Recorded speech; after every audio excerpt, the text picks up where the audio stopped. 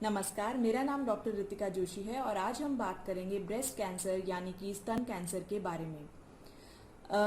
World over जो अक्टूबर का महीना है वो डेजिग्नेट हुआ है ब्रेस्ट कैंसर अवेयरनेस मंथ के रूप में।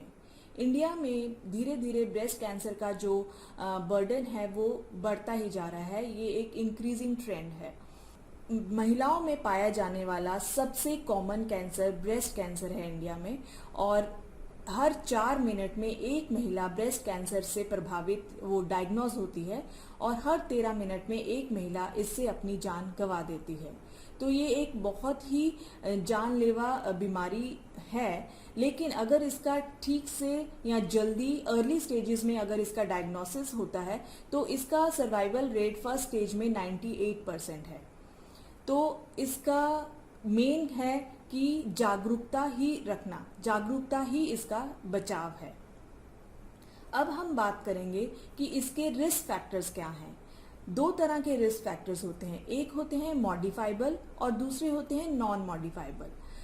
नॉन मॉडिफाइबल जो फैक्टर्स होते हैं वो फैक्टर्स होते हैं जिसपे हमारा कोई जोर नहीं है। हाँ, वो होते हैं और हम उनको चेंज नहीं कर पाते।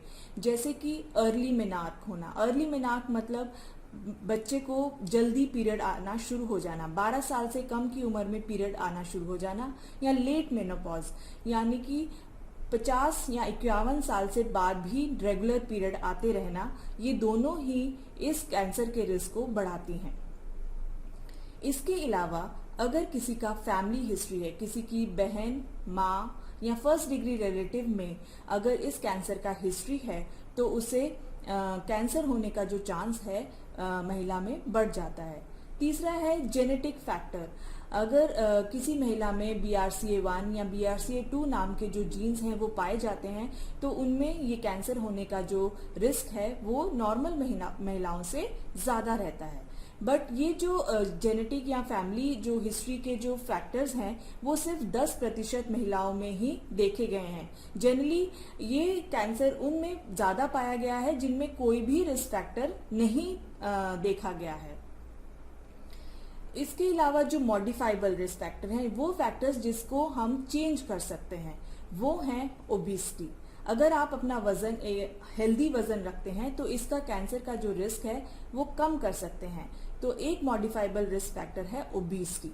दूसरा है प्रेगनेंसी अगर आप 30 साल से पहले प्लान करते हैं तो इसका रिस्क कम हो सकता है।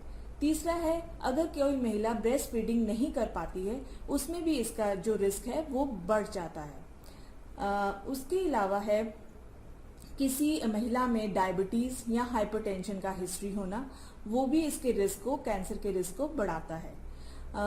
देन अगर जो महिला है वो पहले किसी और बीमारी के लिए उसका रेडिएशन एक्सपोजर हुआ हो या तो उसमें भी इसका जो रिस्क है वो बढ़ जाता है। इसके अलावा जो और कारण हैं वो है डाइटरी फॉल्टी डाइट लेना और सिडेंट्री लाइफस्टाइल लेना। तो ये कुछ मॉडिफाइबल रिस्क फैक्टर्स हैं जिन्हें हम चेंज कर सकते हैं जो कि ब्रेस्ट कैंसर में जो उससे प्रोन बनाते हैं। अब हम बात करेंगे इसके लक्षणों के बारे में।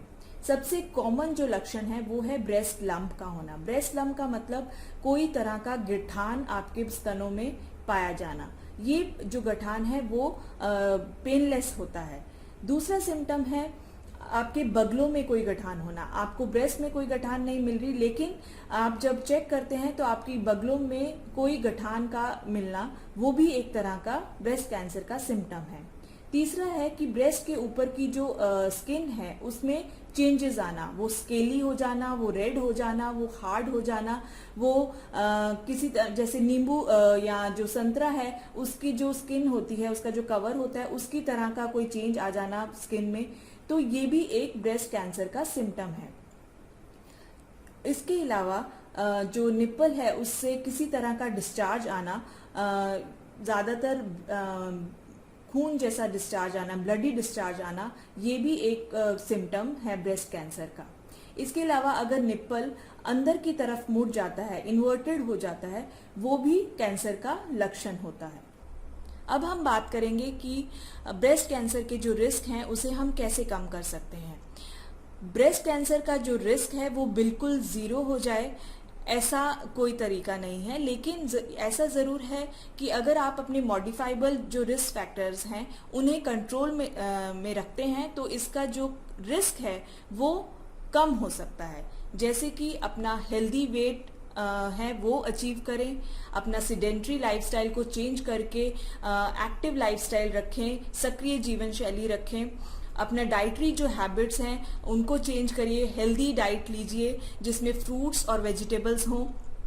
कोई भी एडिक्शंस हैं, अगर आपको स्मोकिंग, अल्कोहल या कोई भी टोबैको प्रोडक्ट्स अगर आप यूज़ करते हैं तो उनका सेवन है वो बंद करिए।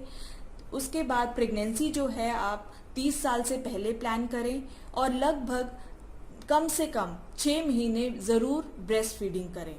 तो ये कुछ रिस्क फैक्टर्स हैं जिन्हें हम थोड़ा कंट्रोल कर सकते हैं। इसके अलावा अगर किसी को ब्रेस्ट कैंसर होता है या उसका जल्दी पता लगाना है तो उसका एक बहुत ही सिंपल, अब हम बात करेंगे कि ब्रेस्ट कैंसर के जो रिस्क हैं उसे हम कैसे कम कर सकते हैं।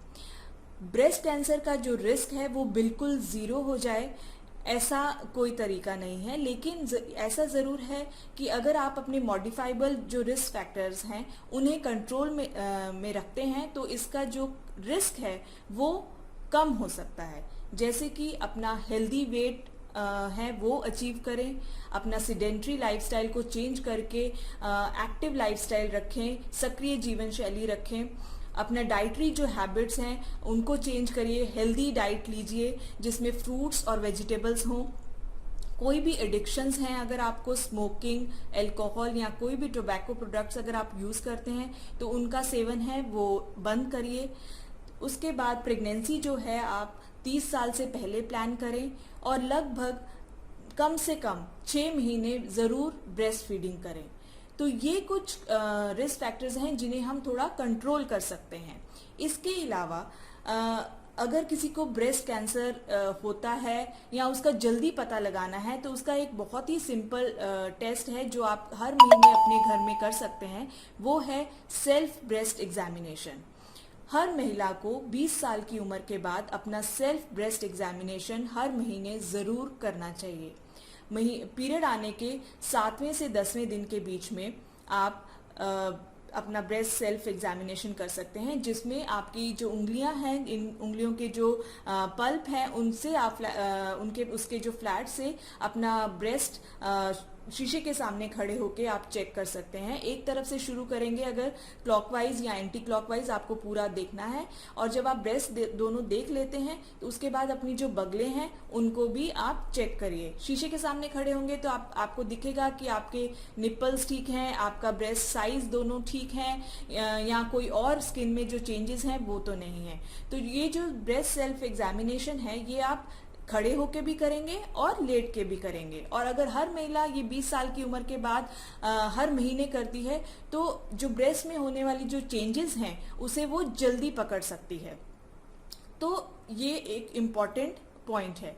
दूसरा है कि 30 साल या 35 साल की उम्र के बाद हम ज़रूर कहते हैं कि जो महिलाएं हैं अपना खुद से तो ब्रेस्ट सेल्फ एग्जामिनेशन करती हैं, बट साल में एक बार क्लिनिकल ब्रेस्ट एग्जामिनेशन भी ज़रूर कराएं, यानी कि अपने डॉक्टर से आप ज़रूर एक बार साल में चेक कराएं 35 साल की उम्र के बाद।